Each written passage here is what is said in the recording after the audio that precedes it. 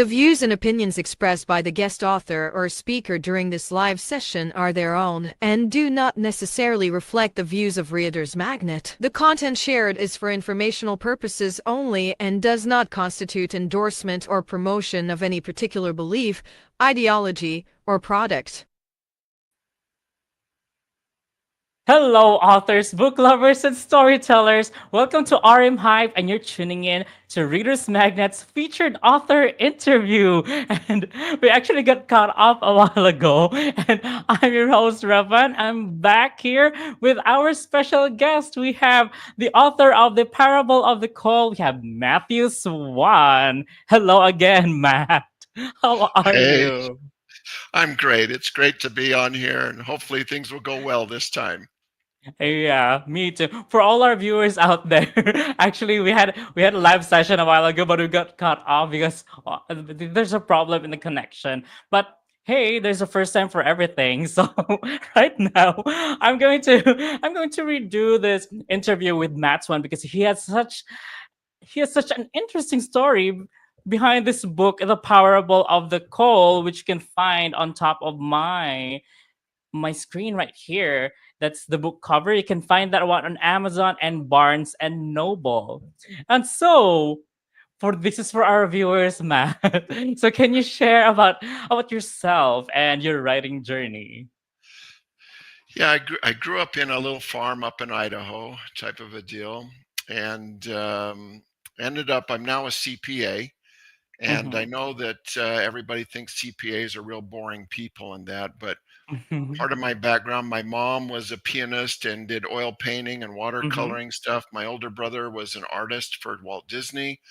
My father wrote a Mm-hmm. lot. My father wrote a lot of poetry and things like Mm-hmm. that. And so, in that aspect, I think I have a little bit of that artistic ability and was able to um, start this story out by actually doing it in a poem at first, is what really got this book started. Mm-hmm. So I actually like that your family is into art. So you have a brother who is doing performance, right? Your mom is a pianist, and right now being a CPA, having a degree in CPA, you're also a writer now. So I believe I have read some passages, some lines from your biography. We have you're also a songwriter and a poet, correct? Yeah. Yep. I've written That's some nice. songs and several poems on that one. Mm-hmm. And really, the poem is what caused this book to be written. Oh, that's nice. So let's talk about your book, by the way. So which is Okay. inspired by a poem, the parable of the coal. So what is this book about? Okay. So it got started when my oldest son was asked to go visit an individual who hadn't been coming to church for quite a while, and come to find out he Uh-huh. got offended by somebody at church.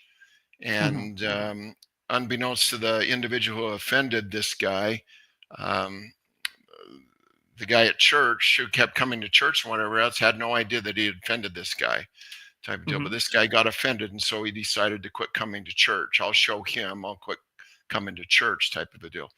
And so my son was visiting him and was talking with him. And while he was there, they were sitting in front of a fireplace, and all of a Mhm. sudden, a coal popped out of the fire and landed on the floor Mhm. and turned black. And Mhm. my son got this inspiration to then relate this story of this coal to this individual. Mhm. And he shared this story with me, and it hit me so hard that in less than an hour, I had this poem written all out and trying to teach the lesson that was learned. And it made such a difference to this individual that my son was talking to that he actually started coming back to church because of that, realized who was Oh, the one who was really getting affected by this. So that's how this book started out, was actually by a poem and a story from my yes. oldest son. That's that's actually a really good trajectory from having to stay in front of a fireplace and knowing just observing this coal just coming out of the fire and relating it to life, correct? And then you wrote a Correct. poem about it, and Correct. it's actually for me, it's actually rare for me to have a story written that's based on a poem. Yeah. So really interesting. So you've actually incorporated your poetry skills in writing this short story, or this amazing story that will inspire the readers, correct? Yes, I shared this poem with one of my really good friends, John Daly, who was the host of Real TV several years Mm-hmm. ago. Some of you might know him. And he's a good friend of mine. And he said, that's a really good poem, but you really need to turn this into a story. Mm. And he shared some thoughts and ideas with me to how to do that. And I said, okay, I'll try that. I didn't go exactly the way he had said, but as I started thinking about it and going back to kind of my background of growing up on the farm and Mm-hmm. putting some people in place, type of that, I came up with this story to be able to share that would lead into this poem. And Mm-hmm. the poem is actually shared in the book as part of the book. And so you just need to read it so that you can Mm-hmm. see how this poem fits in to this individual's life. And Mm-hmm. that's So really how the book came to be, is because of somebody else asking me to do that. so for all our viewers out there, before we started this conversation or this interview, I've actually had a conversation with Matt, and I said to him that I have a favorite line, and he also shared one line from the book, which is coincidentally my favorite. So I want to share it to the audience, or do you want to share it to the audience, Matt? It's up to you. I can read it. I've got it right here if you would like me to. Yeah. Oh, sure, Okay. sure, sure. I have it here, but you can share it too as well. All right. Yeah, no problem. The line that you're talking about is, um, he said, life can be like the winter, cold, dark, and lonely, or it can be like the spring, warm and sunny. But what really matters is what season you choose to live your life in, because nobody, and I mean nobody, can choose it for you unless you let them.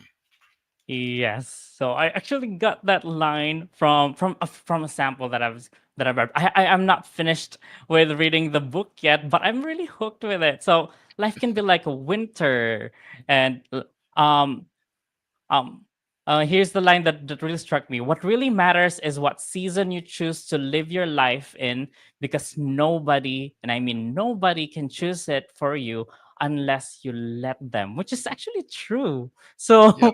um, Matt, what made you start writing, and how did you develop your passion for storytelling? Well, part of it, obviously, as I said, was maybe from my family. I Mm-hmm, inherited that. That's some of the artistic ability on that one. Um, John Daly actually was very instrumental in getting me to write, mm-hmm, and giving me the ideas of maybe how to put this book together. And that, even though he didn't have the story, I came up with the story and actually put it mm-hmm, together.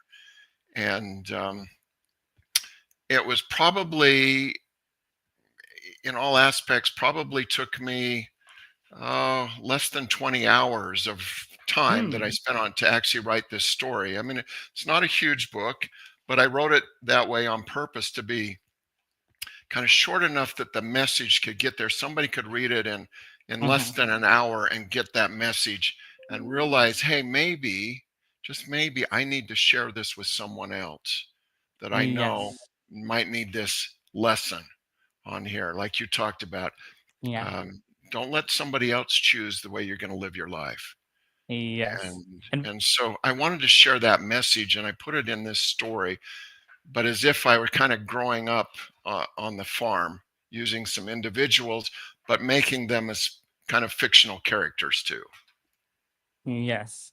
So for all the viewers out there, you can go and get the Parable of the Call on Amazon and Barnes and Noble. I've actually read that line that actually struck me. I was I was actually tearing a while ago while reading it, because it's true. So the line was actually very true. It touched me, by the way.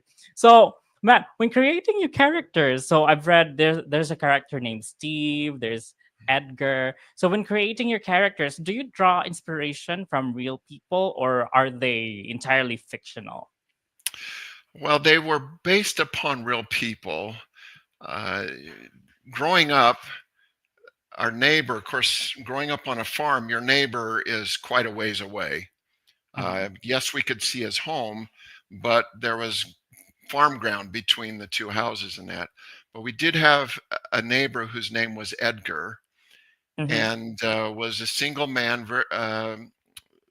several years old. I don't know exactly how old, but he was quite old. Mhm. Lived in a three-story home at that point in time, and had these big, huge trees. Everyone in the neighborhood kind of felt like this was like a Halloween house, Mhm. and a scary place to go and things like that. And Yeah, we have that type of neighbors. yeah, yeah, and Yeah. so we were always kind of scared of him. Mhm. And then my mom, bless her heart, started making Sunday dinners and Mhm. making us kids walk over to his house and give it to him. As we started doing that, we started to realize how wonderful this man really was. Mhm. And so even though as a kid we learned how wonderful he really was, and every time we'd go over there, he would give us a bag of peanuts that he would make Mm. himself, salted peanuts and that. Yeah, And yeah, so yeah. so after a while we loved going over there to his house because we get these bag of peanuts. Yeah. And so it's kind of a different part than in the story, but I used him as kind of that character of the mean, grouchy old man that Mm. shows up in this story as Steve, or I mean as Nice. Edgar. Sorry on that. Nice. Steve is kind of based upon my father. When we moved there, Mm. he was a school teacher, and but we still had several acres of land that we would farm, because where he's a school teacher, he had the summers off, and so we would have the farm to raise chickens and pigs and cows, and Mhm. then hay and whatever else that we could grow on the farm. So Mm. that's kind of where the Steve background comes Mm. into too. But the story is fictional, the based upon these kind of characters and kind of their Yeah. Yes. So situation. Yeah. this so you have a fictional story, but with the elements of real life people and the Yeah. poetry that you wrote, which is Yeah. also based on real life events. Uh-huh. It's merged together. That's Correct. art. Yeah. Okay. Yeah. So, what do you think your readers will take away after reading your book? What I hope that they take away, obviously, that line in there, what, season of life are you going to live your life in, and don't let somebody else Mm-hmm. choose it. But what I hope that they really take away also from that is, if you hold a grudge against somebody, generally Mm-hmm. the person who you really affect or you think you're affecting, it really ends up being yourself. And Mm-hmm. you're the one who pays the price for holding that grudge, and sometimes being an ornery person, and you Mm-hmm. you make yourself that way. So I'm hoping that as people read this, that they can realize, hey, you know what, I need to change my life. I can do Mm-hmm. that because I can do it myself, and Yes. by doing that I can make my life much better. So Correct. So, I actually have one question here for you. So I don't think we have prepared this, but I have this question because I reviewed your book. I checked it on Amazon and it has amazing reviews because I have a good experience reading the first few pages of the book. So, what was your reaction knowing that your book was well received by your readers? If you've heard some good news about it. yeah, and I've had quite a few come up, and even people who I handed the book to that I felt Mm-hmm. like needed it too. And so their review isn't on there anywhere. But Mm-hmm. w- it really made me feel good, I guess, is that people recognized what I was really trying to teach, or what the parable of the cold Mm-hmm. palm, if you will, was really trying to teach us, and what it could do in our life if we apply that Mm-hmm. to our lives, and how much better we'll be. And that's probably a lot of the story that I got from a lot of the people who were reviewing it, was that they just really loved the story, how it kind of wove together and Mm-hmm. things like that. And then yet in the end, it was very powerful to them as far as the message goes. Yes. I agree. It is powerful. So, right now, I'd like to give the floor to you to promote your book. Where we can find it? Is it in anywhere? So you can show your book as well if you have a Yeah, copy. yeah, I do have a copy. It's right here. If you can see it here, The Parable of Mm-hmm. the Coal on that one. Um, it can be found at www.mattswanstories.com or on Amazon, and I can't remember the other place that you said. Mm-hmm. Evan, you said some Okay. other place that they can find it, but I can't Yes. remember now. So, but please Yeah. go and get it, and I made it so that it's easy enough to read and short that people could give it as a gift to somebody that Yes. needs to, that they want to uplift their life. Yes. So once again, guys, for all our viewers out there, this is the book right here on top of me. So we have The Parable of the Coal available on Amazon and Barnes and Noble. Also on Matt's website, we have www.mattswanstories.com. So that's mattswanstories.com. So you can check out the book there. And I swear to you guys, it's a really good book. I'm about to actually read the whole book right now because it touched me. So it has been an awesome time with you, Matt. So thank you for joining us here in Readers Magnet today, and we had such an experience today. Yeah, we did. And thank you so much for letting me be part of it. Appreciate all you Yes. guys do. All right, so Matt Swanson, everyone. So get a copy of The Parable of the Call on Amazon and Barnes and Noble. Also, you can get that one again on www.mattswanstories.com. And once again, thank you for spending time with us here on Readers Magnet, Matt. You So, bet. guys, let us Okay, thank you so much. Guys, let us open the pages and unravel the secrets of your personal odyssey. And I believe that your ink never runs dry. So go tell your story, you storyteller. And this is your host, Revan. And as we say it here in Reader's Magnet, we share your story with the world. Bye now. Stay awesome.